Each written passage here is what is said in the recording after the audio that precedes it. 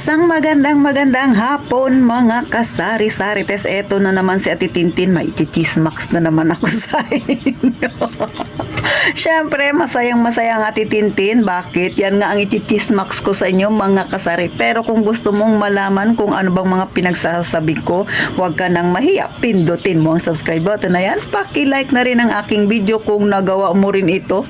At siyempre, paki-share na rin kung hindi ka busy. At eto na, tayo nang magchismisan. By the way, bago magumpisa si Ate Tintin, nais ko munang shout out si Ma'am Rebecca Kansana. Kumusta ka, Ma'am? Thank you sa panonood mo. Sana po huwag kang magsawang sumubaybay kay Ate Tintin. At sa mga datihan ko ng subscriber, maging sa mga baguhan, thank you very much po sa patuloy na pagsuporta. Sana patuloy kayong manood mga kasari.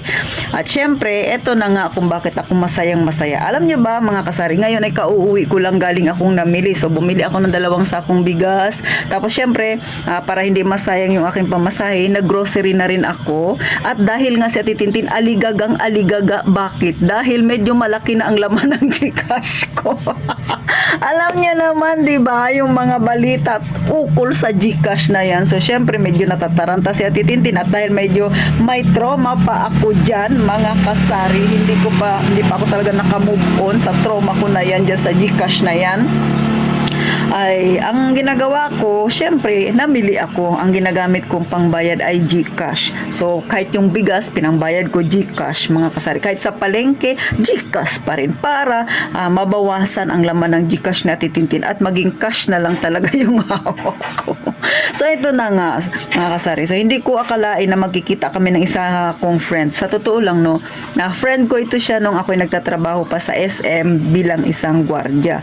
Ngayon, hindi ko siya ganun ka-close. Hindi ko siya ganun ka-close. That time, siya ay promodizer, ako ay security guard. So, syempre, alam mo naman pag security guard, medyo stricto. Hindi naman sa lahat ng pagkakataon. So, pagka naka-break kami, nagmamarites din kami sa mga empleyado, ganun. So, marami rin tayong mga kaibigan ng mga promodizer o mga nagtatrabaho sa ganong mall, mga kasari. Then, eto na, kanina naglalakad ako.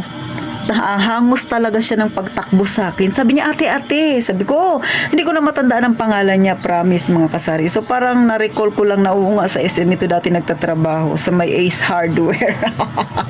Ngayon sabi niya sa akin, thank you so much talaga, Sabi ko, bakit? Sabi niya, dapat pala naniwala ako sa iyo noon pa. Sabi niya, nung sinabihan mo ako, sabi niya, kaya lang, okay na rin. Ngayon, sabi niya, masaya na rin ako kasi ngayon ko lang ginawa yung pinayo mo sa akin, which is magtindahan. Sabi niya, buti pa noon pa ginawa ko na. Sabi niya, ngayon 2 years pa lang daw yung tindahan niya.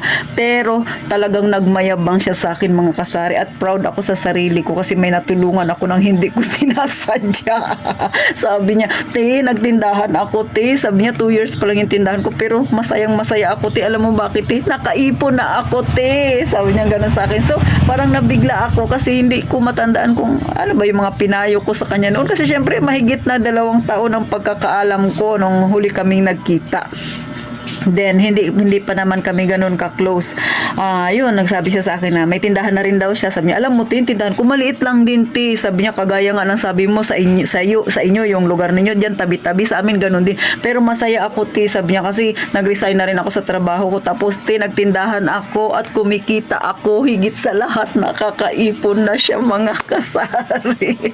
So, bakit ba tuwang-tuwa si Ate Tintin? Kasi nga, at least, meron akong natulungan. Pero hindi ko siya expected na mga kasari. Kasi nung natatandaan ko nung nag-usap kami, nung nakita niya ako, kasi nung nag-resign ako, pumupunta pa rin naman ako ng mall pag may bibilhin. So, napadaan ako doon sa lugar niya, sa area niya. Tapos sabi niya sa akin, kumusta ka na? Sabi ko, ito, nagtitindahan ako, Sabi ko, medyo maliit lang yung tindahan ko. Kasi that time, talagang nag-uumpisa pa lang naman din talaga ako sa aking tindahan. Kasi sabi niya, 2 years pa lang daw yung tindahan niya.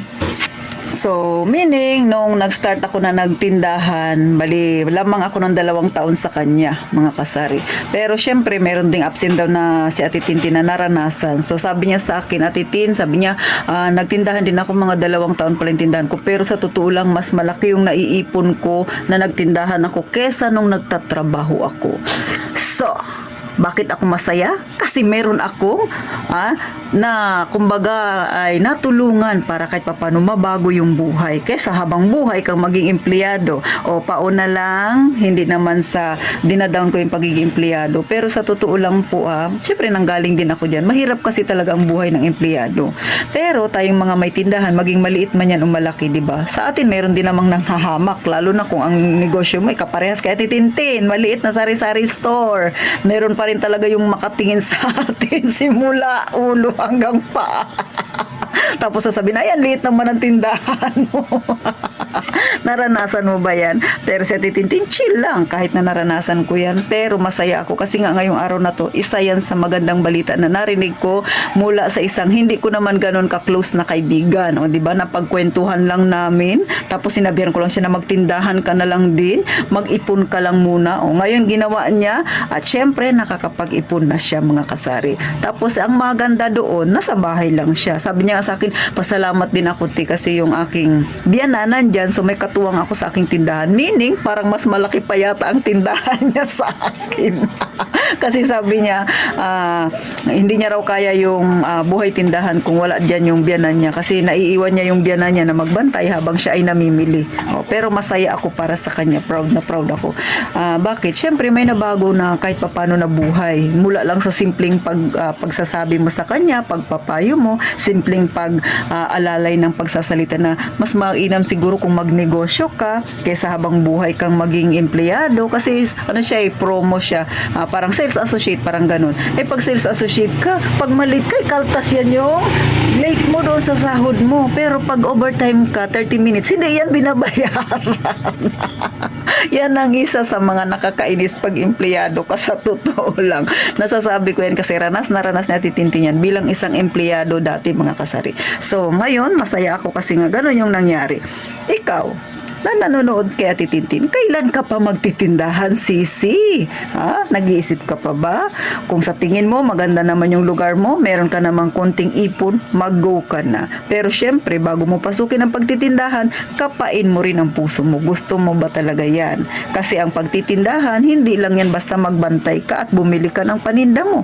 Kailangan may malasakit ka sa iyong negosyo. So hanggang dito na lang mga kasari, sana kahit papano natuwa kayo kay Ate Tintin sa mga napanghihinaan dyan. Sana kahit papano bumalik ka sa wisyo mga kasari.